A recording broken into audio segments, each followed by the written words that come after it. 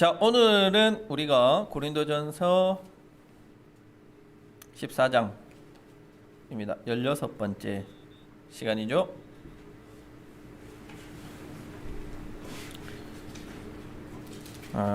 코로나가 굉장히 심한데요. 코로나가 아무튼 빨리 이렇게 좀 끝이 나면 좋겠습니다.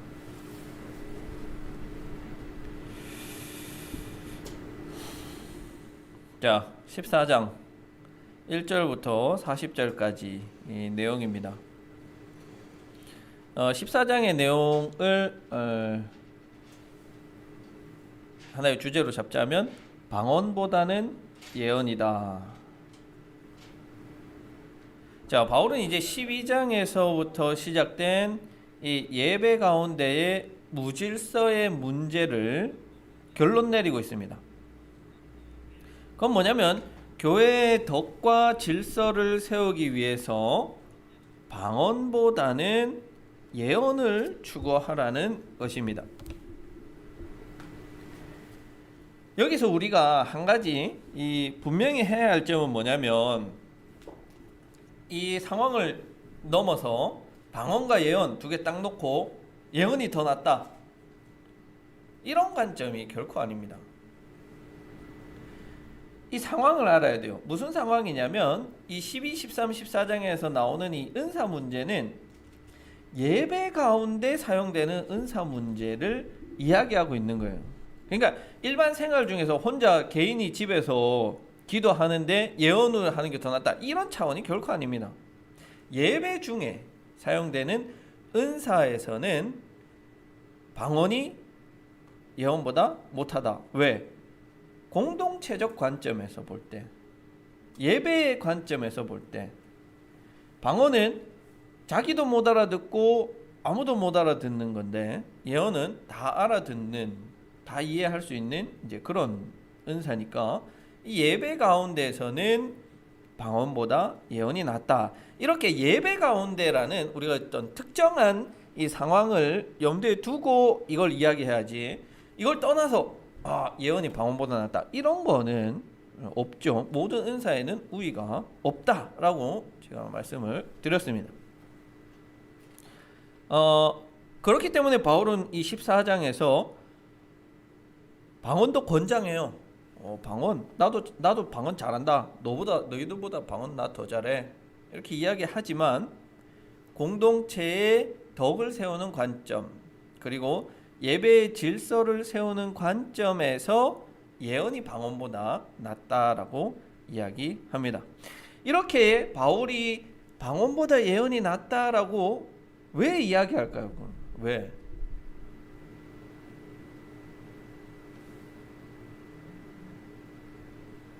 편지 쓰는데 왜 이런 내용을 썼을까?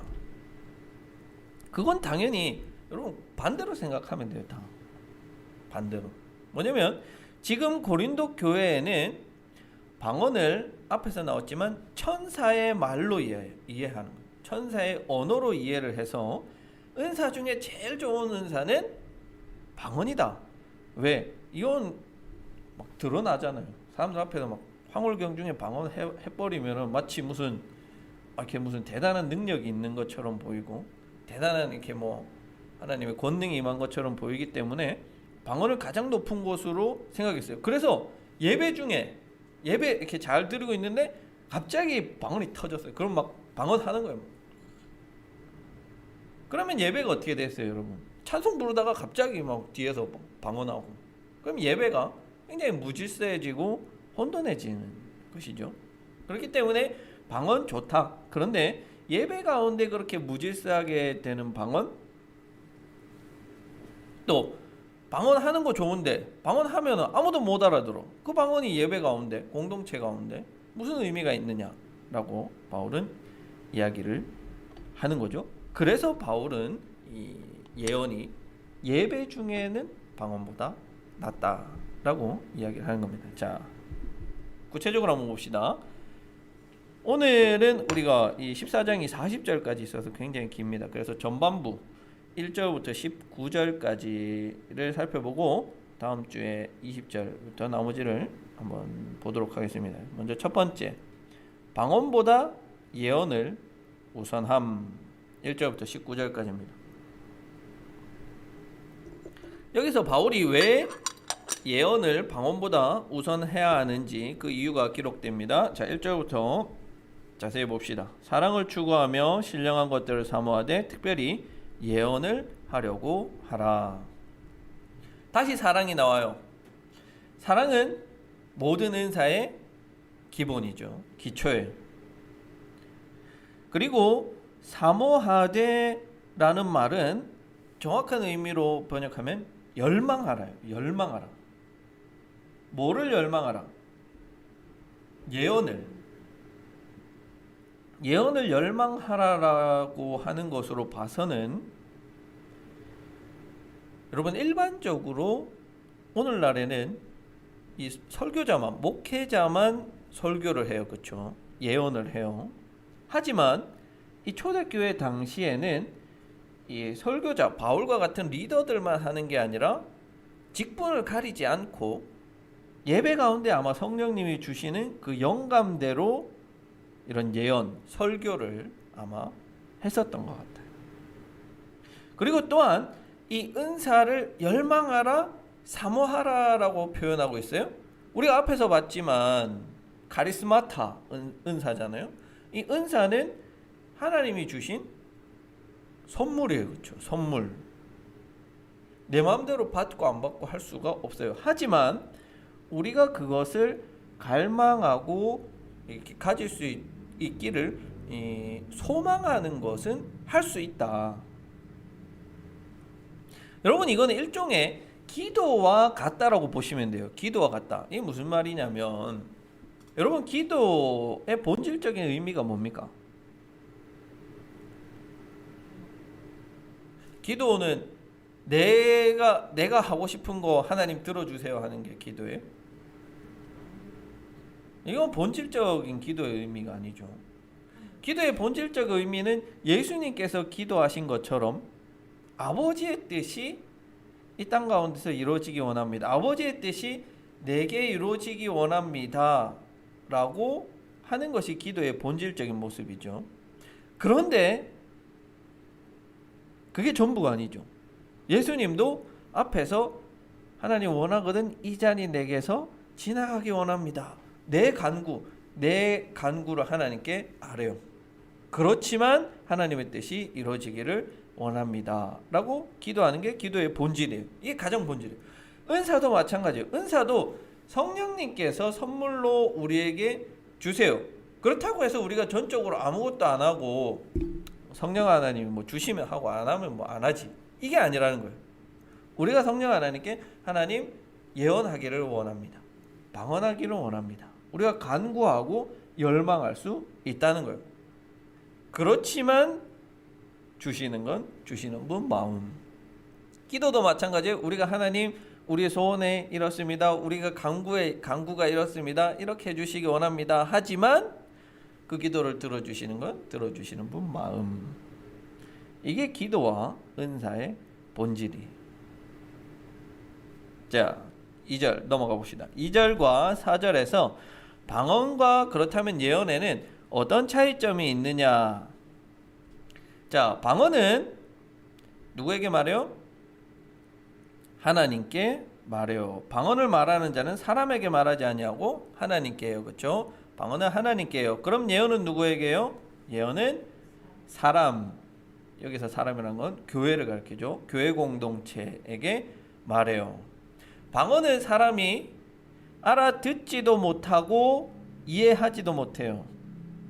그에 반해서 예언은 알아듣고 이해합니다. 방언은 무엇을 말하냐면 영으로 비밀을 말해요. 비밀.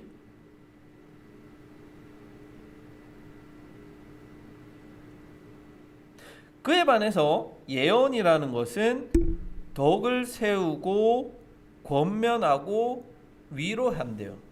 여러분, 이게 뭐냐면 이게 설교예요. 제가 계속 이야기하지만 예언은 설교예요. 설교는 뭐냐면 덕을 세우는, 공동체의 덕을 세우고 권면하고 위로하는 거. 이게 설교예요. 마지막으로 방언은 누구의 덕을 세워요? 4절에서 자기의 덕을 세워요. 자기의 덕. 예언은 누구의 덕을 세워요? 교회 공동체의 덕을 세운다라고 이야기해요. 자, 그래서 5절. 나는 너희가 다 방언하기를 원하나 특별히 예언하기 원하노라. 만일 방언을 말하는 자가 통역하여 교회의 덕을 세우지 아니하면 예언하는 자만 못하니라. 자, 방언도 은사고 방언으로 말하는 것도 필요합니다. 그거 중요해요. 하지만 예배 가운데서는 방언보다 예언이 더 좋은 은사다. 왜? 사랑의 관점에서, 덕의 관점에서, 교회의 덕을 세우는 관점에서. 한편 여러분, 이 우리 개정 성경에서는 방언을 말하는 자가 이렇게 나와요. 방언을 말하다. 근데 새 번역에서는 방언으로 말하다라고 나와요. 어느 게 더 맞은 것 같아요? 방언으로 말하는 거죠. 방언으로 말하는 게 더 정확한 표현이에요. 방언을 말한다는 거는 방언에 관한 것을 말한다는 의미가 될 수 있죠. 그게 아니죠. 여기서 이야기하는 거는 방언으로 말하는 것. 방언이 하나의 수단으로 사용된다는 말이죠. 6절. 그런즉 형제들아 내가 너희에게 나아가서 방언으로 말하고 계시나 지식이나 예언이나 가르치는 것으로 말하지 않으면 너희에게 무엇이 있으려? 유익이 있으려. 공적인 자리에서는 뭐를 말해야 되느냐? 계시나 지식 그리고 예언이나 교훈. 계시나 지식이라는 것은 내면적인 거예요. 그렇죠? 겉으로 드러나는 게 아니에요. 그에 반해서 예언이나 교훈이라는 것은 여기서 교훈은 가르침입니다. 권면이에요. 이건 어떤 외부적인 행동과 활동하는 것을 이야기합니다. 그래서 공적인 자리에서는 이런 계시나 지식이라는 어떤 이런 내면적인 것,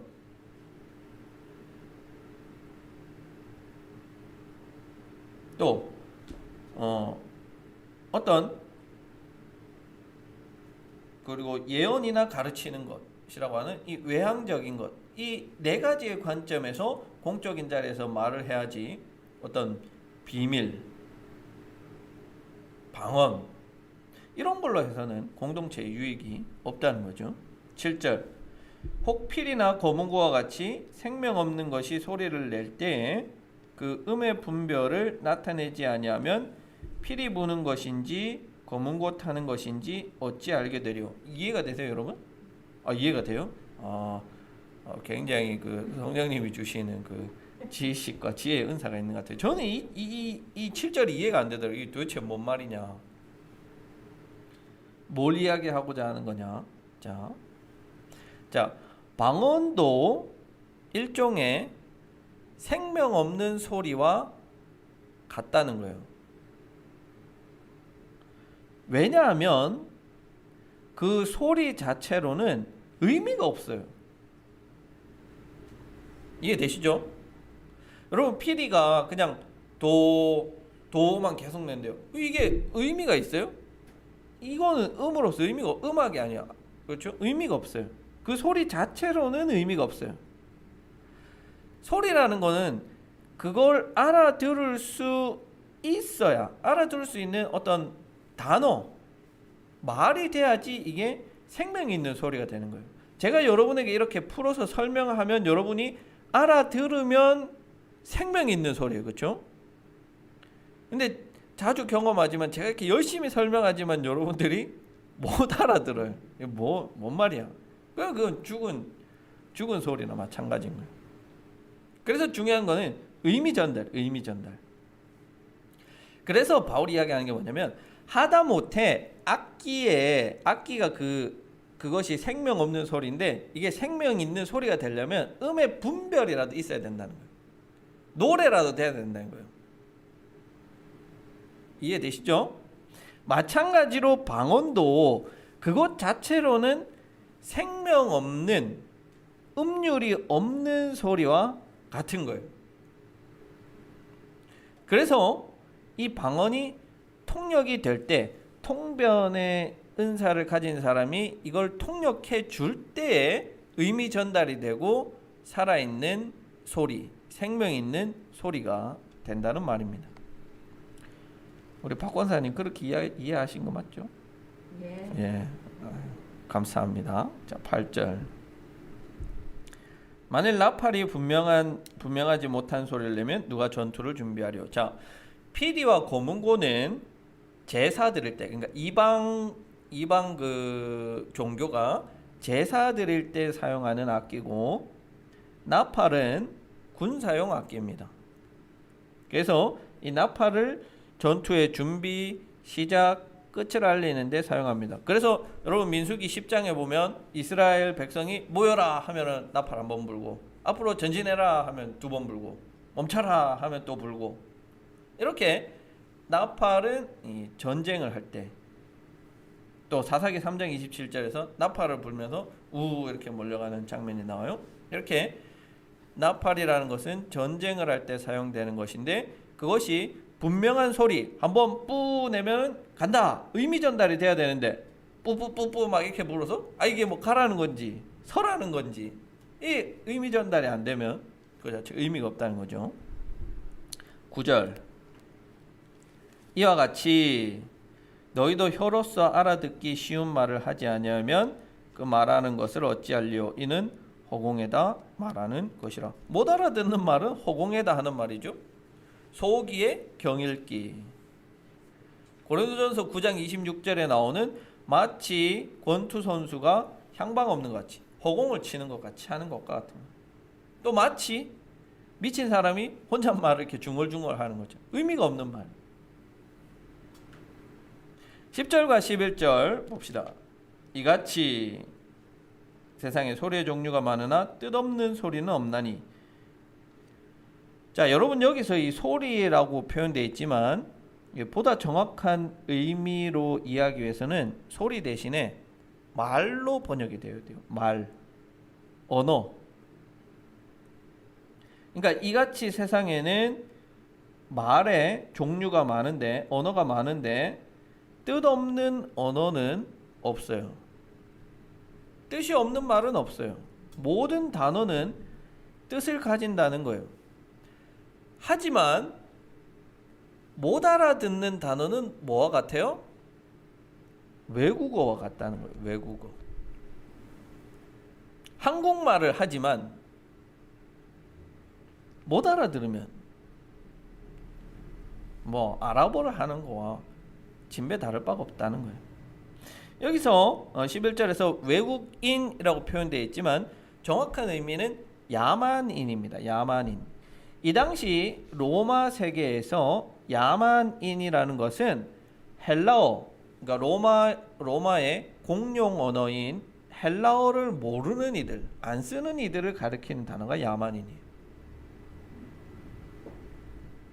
헬라어 모르는 이들한테 헬라어로 말해봐야 알아듣지를 못하는데, 그리고 야만인이 그러니까 이방인이죠. 이방인의 언어로 말하면 헬라인들도 알아듣지를 못한다는 거예요. 방언이 그와 같다는 거예요. 통역이 되지 않으면. 자, 12, 13절 다시 은사로 돌아갑니다. 방언 예언으로 돌아가요. 자, 그러므로 너희도 영적인 것을 사모하는 자인즉 교회의 덕을 세우기 위하여 그것이 풍성하기를 구하라. 자, 은사라는 것은 다시 한 번 더 그 목적이 분명히 드러나요. 은사는 뭐 할 때 쓰는 거냐?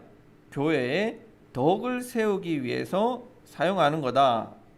자, 13절. 그러므로 방언을 말하는 자는 통역하기를 기도하라. 왜? 방언 자체는 앞에서 나왔지만 누구의 덕을 세워요? 자기의 덕을 세워요. 은사라는 것은 공동체의 덕을 세우는 것이라면 반드시 방언하는 자는 통역하는 사람이 있거나 자기가 통역을 할 수 있거나 해서 그 은사로 공동체를 세우는데 사용되어야 한다. 방언 그 자체로는 자기에게 덕이 있는가 모르겠어요.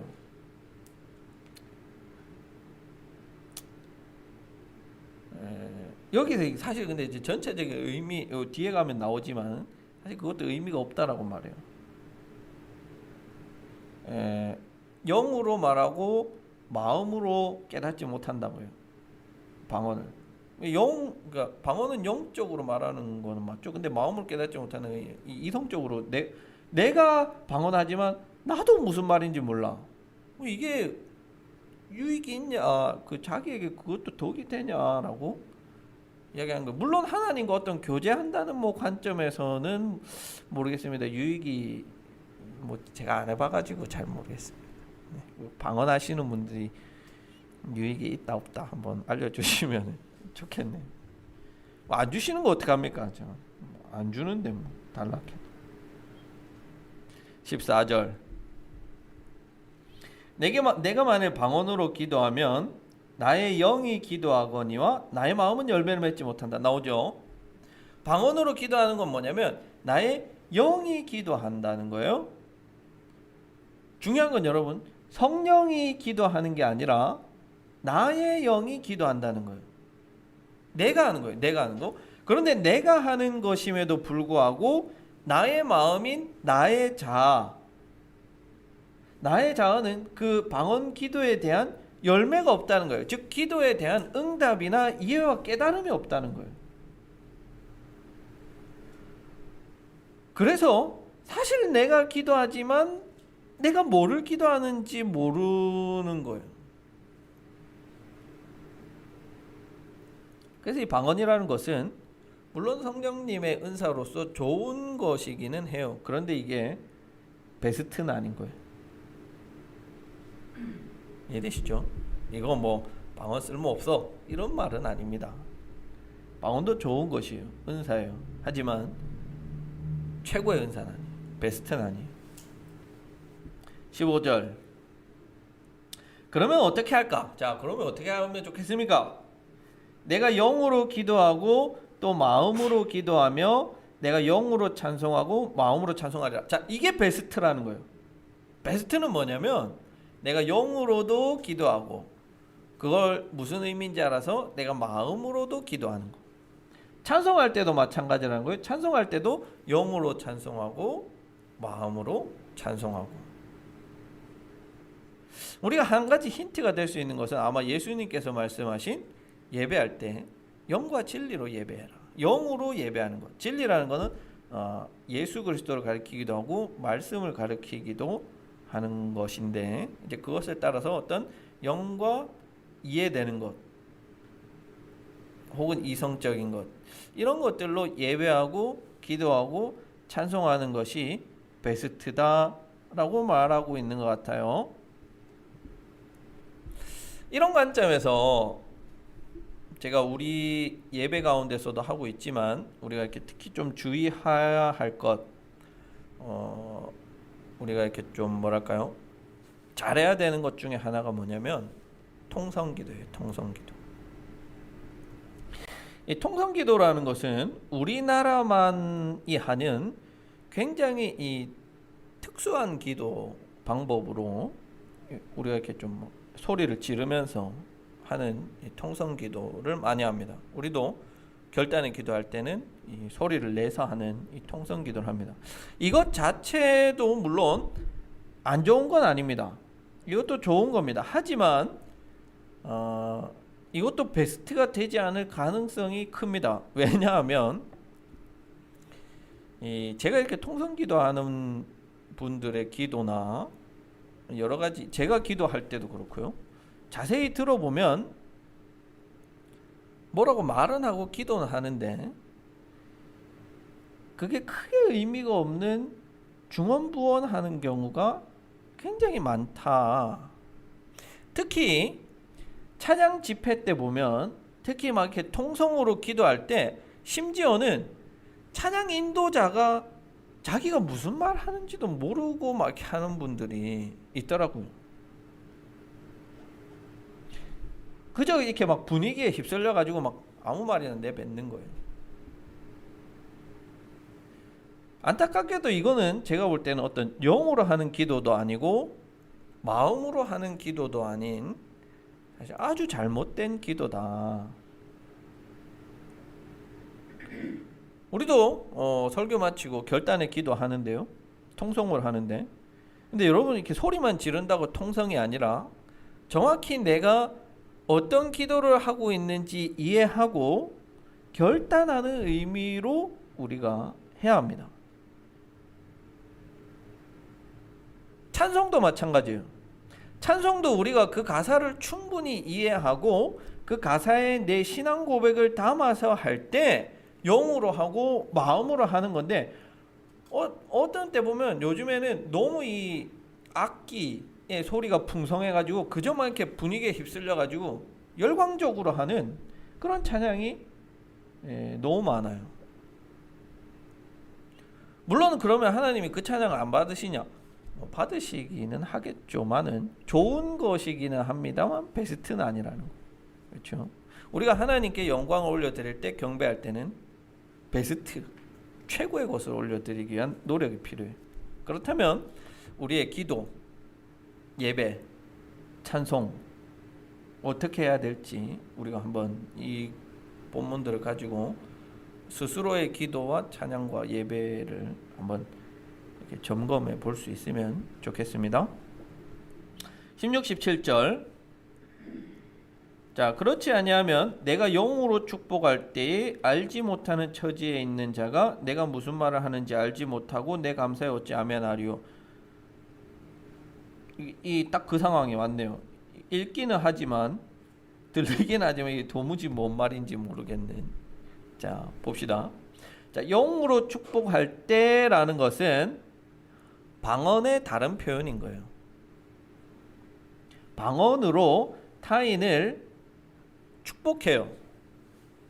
그런데 알지 못하는 처지에 있는 자는 정확히 누군지는 모르지만 아마도 은사를 받지 못한 사람이거나 아니면 신앙적으로 경륜이 낮은 초신자들을 아마 가리키겠죠. 그러니까 이들 신앙의 경륜이 낮은 초신자에게 방언으로 축복을 해줬어요. 그러면 무슨 말 하는지 알지 못하고 그 축복에 대해서 아멘 하지 못한다는 거예요. 그렇죠?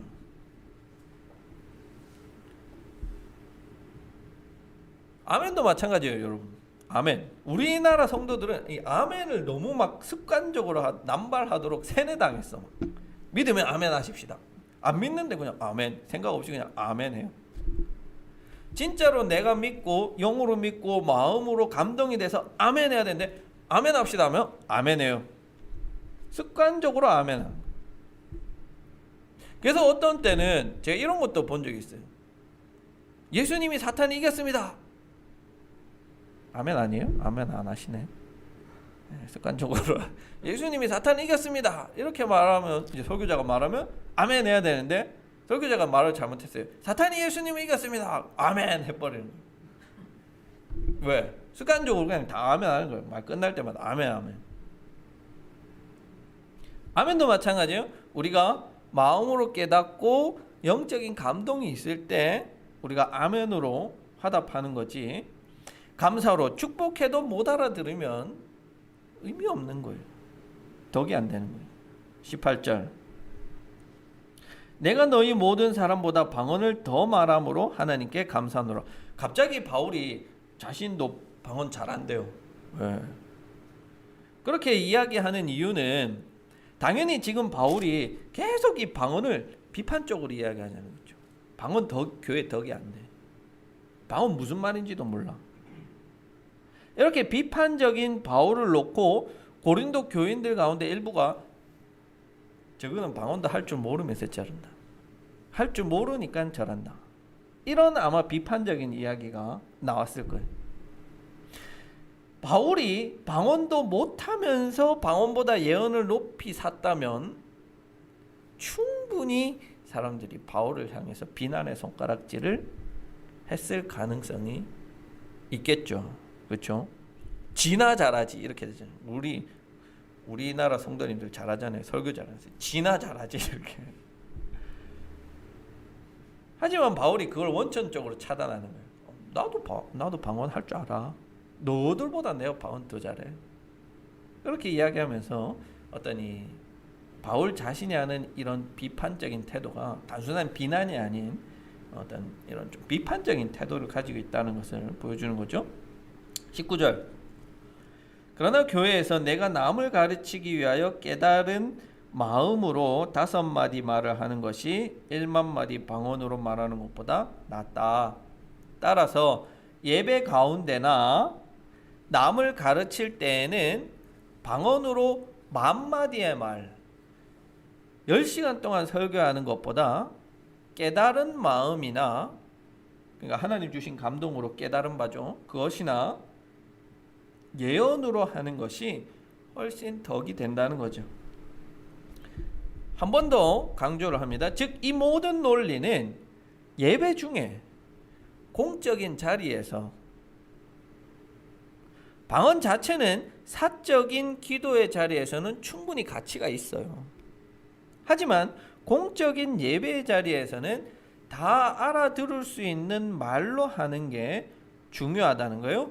덕을 세우고 타인을 배려하는 행위라는 겁니다. 그래서 여러분들도 이 앞에서 기도를 하실 때 또 뭐 또 앞에서 발언을 하실 때 좀 다 같이 알아듣는 다 같이 이해하고 아멘할 수 있는 그런 용어들, 단어들 또 그런 내용들을 준비해서 하는 게 필요합니다. 마이크도 마찬가지예요, 여러분. 가급적이면 마이크를 써가지고 우리 교인들이 다 알아들을 수 있도록 이렇게 자기만 하나님께 하는 게 아니라 공적인 이 자리에서는 다 듣고 다 같이 기도가 될 수 있도록 이런 어떤 타인을 향한 배려라고 할까요? 공동체의 덕이라고 할까요? 이런 것들을 우리가 항상 이렇게 좀 염두에 둘 필요가 있다. 되시겠죠? 자, 한번 정리해 봅시다. 한 3가지 정도 이야기해 봅시다. 자, 첫 번째, 우리가 공동체 가운데서 은사의 기준은 계속 이야기합니다. 공동체에 덕이 되느냐, 공동체에 유익이 되느냐, 그것을 가지고 은사를 기준으로 삼고 판단을 내립니다. 그래서 저는 항상 이야기하지만 우리 주방에서 섬기는 우리 그 섬김의 은사를 굉장히 높이 삽니다. 왜? 공동체에 굉장히 큰 유익이 되고 덕이 되잖아요. 뭐 다른 봉사도 마찬가지겠습니다만 어떤 내 이 은사와 섬김이 공동체에 많은 유익을 가지고 올까 하는 것들을 항상 우리가 염두에 두고 고민해 봐야 됩니다. 자, 두 번째, 기도나 찬양, 예배, 아멘 할 때 우리의 영과 마음 이 두 가지에 다 깨달음과 감동이 있을 때 하는 것이 베스트라는 겁니다. 최고. 분위기에 휩쓸리거나 깨닫지 못하는 말로 하는 것은 그것 자체로 최고가 되지 못한다. 물론 그것 자체로도 의미가 있고 좋은 것이기는 하지만 베스트는 아니다. 마지막 3번째로, 은사는 하나님께서 우리에게 주시는 선물이고 그 선물을 주심에 있어서 주권은 전적으로 하나님께 있어요. 하지만 우리가 그 은사를 사모하고 열망하고 갈망하고 간구할 수 있다는 겁니다. 그렇기 때문에 나는 아직 하나님이 나에게 주시는 은사가 뭔지 잘 모르겠어, 혹은 나는 은사가 많이 부족해 라고 하시는 분들은 반드시 이 은사를 갈망하시고 이 은사로 어떻게 교회 공동체를 섬길 수 있는지 고민도 해보시고 또 그런 기도 이런 것들이 필요하겠죠. 저 같은 경우는 말씀을 잘 전하고 공동체를 이끌어가는 그런 은사가 필요하고, 또 우리 주방봉사부는 음식을 더 맛있게 만들 수 있는 은사가 필요하고, 우리 반주자들 악기 다루는 분들은 악기를 더 아름답게, 더 공동체에 유익이 되게 하는 그런 은사가 필요합니다. 그래서 그것들을 하나님께 더 많이 달라고 간구하고 사모하여서 우리 교회 공동체는 이렇게 고린도 교회처럼 은사가 풍성해서 막 내가 섬길 겁니다. 내가 교회를 위해 섬기겠습니다. 내가 하겠습니다. 내 은사가 최고입니다. 이게 아니라 내가 섬기겠습니다 하는 그런 우리 교회가 되면 좋겠습니다.